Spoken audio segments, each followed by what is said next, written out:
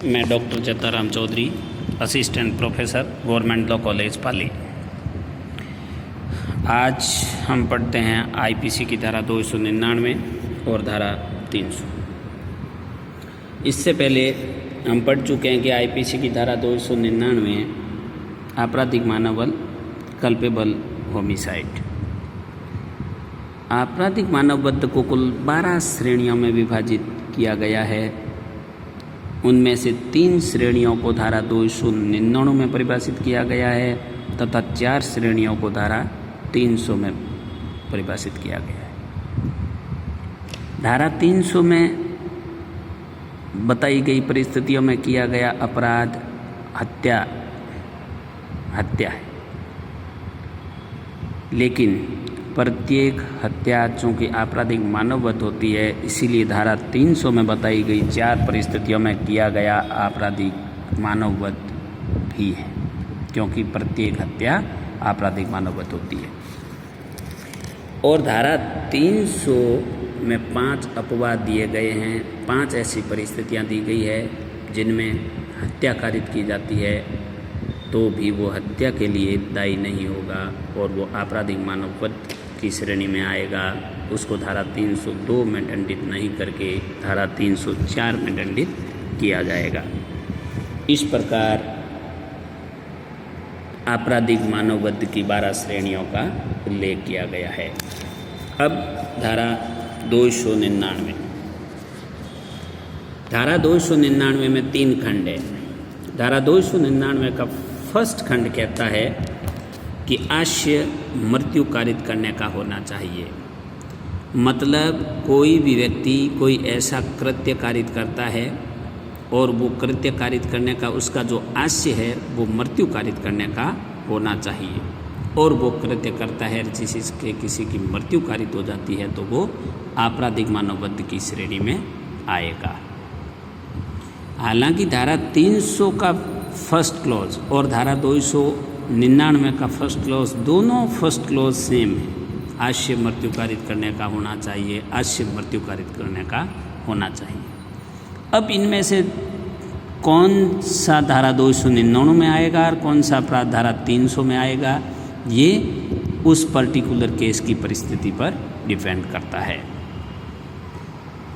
Second है कि धारा 299 की जो सेकंड परिस्थिति है वो है कि आश्य ऐसी शारीरिक क्षति कारित करने का हो या आश्य ऐसी शारीरिक क्षति कारित करने का होना चाहिए जिससे मृत्यु संभावित हो।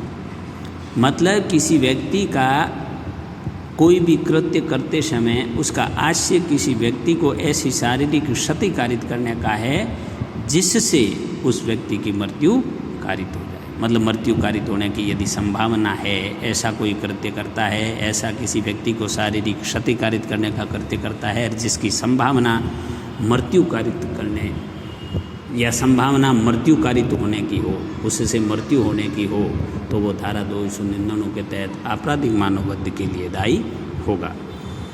इसमें तीसरा है वो है इस ज्ञान से कोई कार्य। यहाँ बहुत इम्पोर्टेंट ये बात है कि इस ज्ञान के साथ कोई कार्य, मतलब कोई व्यक्ति कोई कार्य करते वक्त ये ज्ञान है उसको कि उस कार्य से मृत्यु संभव है। कोई कार्य मतलब कोई भी कार्य करते वक्त इसमें अनिश्चितता का भाव है। कोई कार्य इस ज्ञान से कोई व्यक्ति करता है कि इससे मृत्यु संभव है और वो कार्य करने से यदि मृत्यु हो जाती है तो वो धारा 299 के तहत आपराधिक मानववध का अपराध होगा और उसके लिए धारा 304 आईपीसी में दंडित किया जाएगा। आश्य में ज्ञान तत्व समाहित होता है, लेकिन ज्ञान में आश्य का तत्व समाहित नहीं होता है। मतलब क्या है कि आश्य यदि किसी भी व्यक्ति का जो भी आश्य है शारीरिक क्षति कारित करने का या मृत्यु कारित करने का या किसी भी आपराधिक कृत्य को कारित करने का आश्य है, तो उस आश्य के अंदर ज्ञान ऑटोमेटिक है, उसको पता है। चूँकि आश्य उसका मृत्यु कारित करने का है तो उसको ज्ञान है कि जो मैं कृत्य कारित करूँगा उससे मृत्यु कारित होगी। लेकिन किसी व्यक्ति को ये तो ज्ञात है, उसको ज्ञान है कि मैं जो कृत्य कर रहा हूँ उससे मृत्यु कारित हो सकती है या मृत्यु कारित होगी, लेकिन उसका आश्य मृत्यु कारित करना हो ऐसा कोई ज़रूरी नहीं है। मतलब ये है कि आश्य में ज्ञान का तत्व समाहित होता है, जबकि ज्ञान में आश्य समाहित नहीं होता है। आपराधिक मानववध के लिए उत्तरदायी ठहराने के लिए आश्य या ज्ञान, इन दोनों में से किसी एक तत्व का होना जरूरी है। दोनों तत्व होना जरूरी नहीं है। किसी का आश्य शारीरिक क्षति कारित करने का या मृत्यु कारित करने का हो और मृत्यु कारित कर दे, भले ही उसको ज्ञान नहीं था तो भी वो उसके लिए उत्तरदायी होगा। और किसी व्यक्ति का ज्ञान है कि मैं जो कृत्य कर रहा हूँ उसको पता है कि मैं जो ये कृत्य कर रहा हूँ इससे मृत्यु कारित होगी, और फिर भी वो ये कृत्य कारित करता है और मृत्यु कारित कर देता है, तो भले ही उसका आश्य मृत्यु कारित करने का या आपराधिक मानववध कारित करने का नहीं हो, लेकिन वो आपराधिक मानववध के लिए दायी माना जाएगा। ये तो था आपराधिक मानववध। अब धारा 300। चूँकि आपराधिक मानववध में 3 क्लॉज थे, पहला आश्य मृत्यु कारित करने का, दूसरा आश्य ऐसी शारीरिक क्षति कारित करने का जिससे मृत्यु संभावित हो, और तीसरा इस ज्ञान से कोई कार्य करना कि उस कार्य से मृत्यु संभव है। इसी प्रकार धारा 300 में 4 खंड है।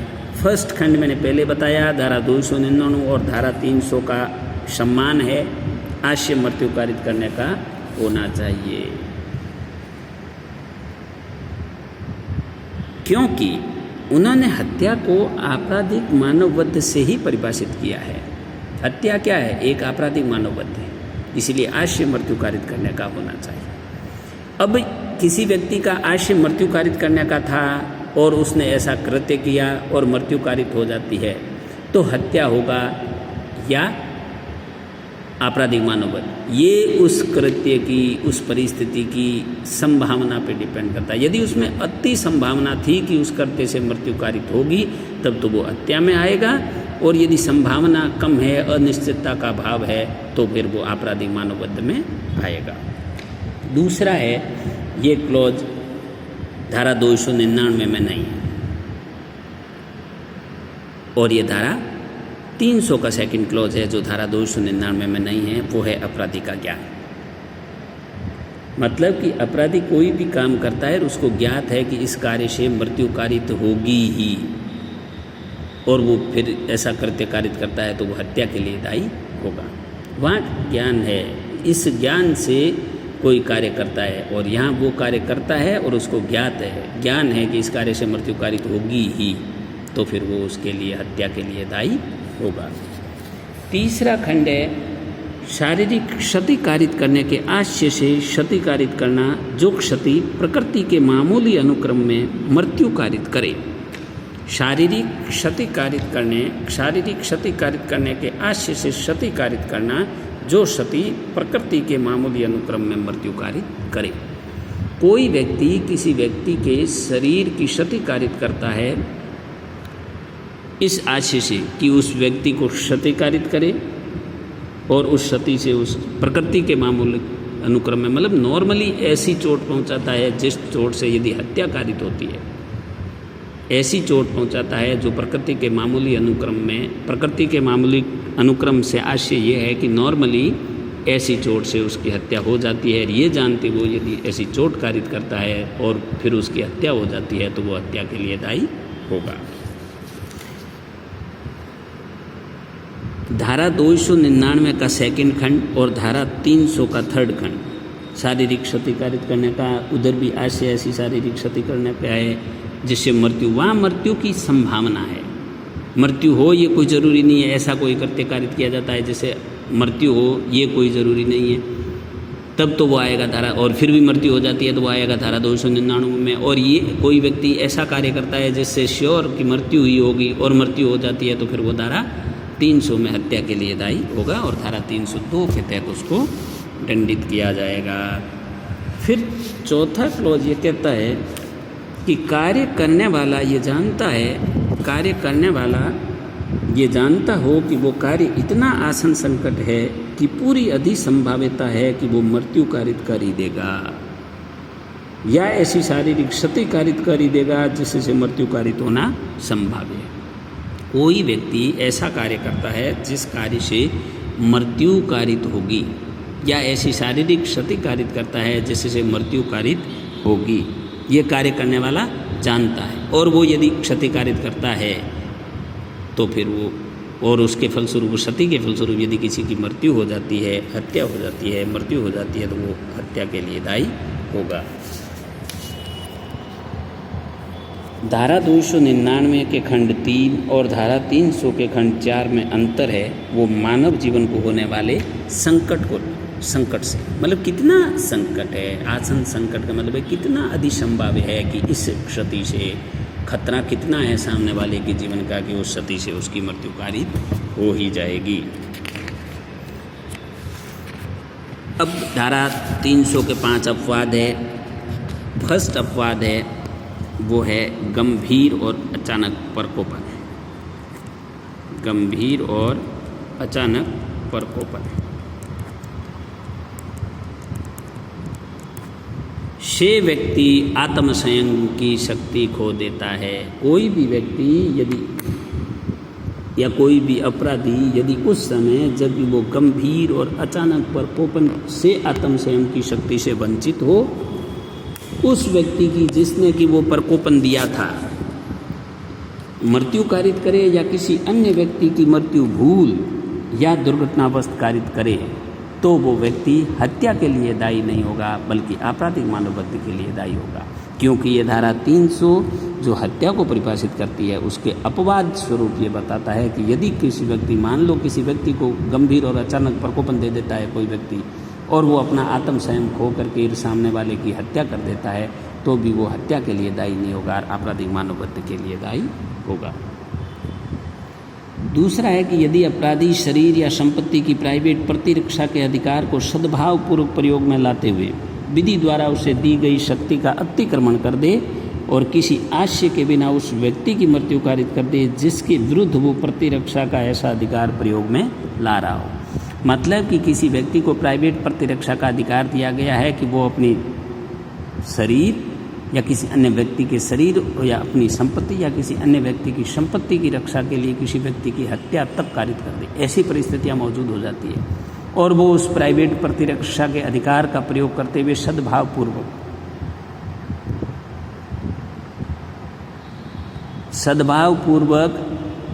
कोई भी व्यक्ति यदि जो उसको प्राइवेट प्रतिरक्षा का अधिकार दिया गया है, उस अधिकार के तहत यदि वो अपने अधिकार का प्रयोग करते हुए किसी व्यक्ति की हत्या कर दे, तो वह ना तो हत्या के लिए दायी होगा, ना आपराधिक मानवबद्ध के लिए दायी होगा।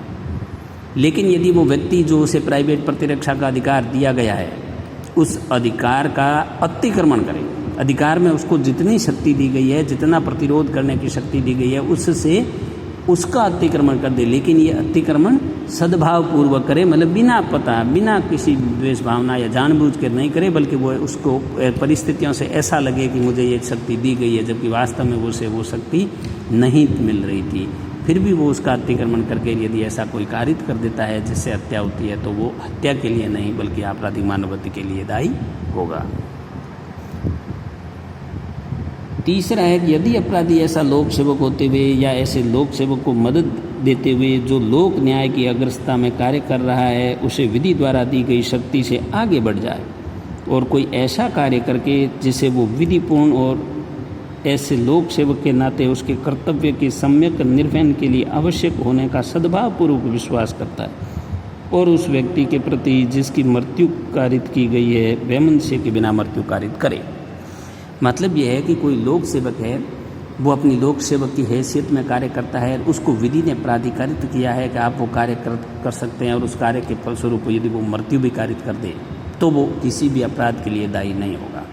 लेकिन वो सद्भावपूर्वक ऐसा कार्य करता है, अपनी जो विधिपूर्ण उसको लोक सेवक होने के नाते जो कर्तव्य का सम्यक निर्वहन के लिए आवश्यक होने का सद्भावपूर्वक विश्वास करता है, और वो विश्वास में यदि कार्य कर देता है जिससे कि वो हत्या की परिभाषा में आता है, तो भी वो हत्या के लिए दायी नहीं होगा बल्कि आपराधिक मानवबद्ध के लिए दायी होगा।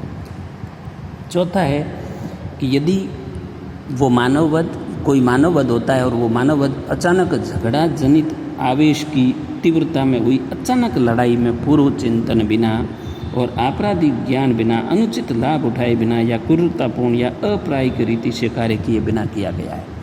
मतलब अचानक कोई व्यक्ति का कोई ऐसा आशय नहीं था, अचानक झगड़ा जनित होता है, अचानक आवेश में आ जाता है, किसी की मृत्यु कारित कर देता है और परिस्थितियाँ सारी ऐसी, मतलब तलवार से किसी के वार करके सिर काट देता है, तो क्या है, उसका आशय तो नहीं था, लेकिन उसने जो कृत्य किया था वो 100% मृत्यु कारित करने का था, फिर भी वो मृत्यु के लिए, हत्या के लिए दायी नहीं होगा, क्योंकि अचानक झगड़ा जनित आवेश था।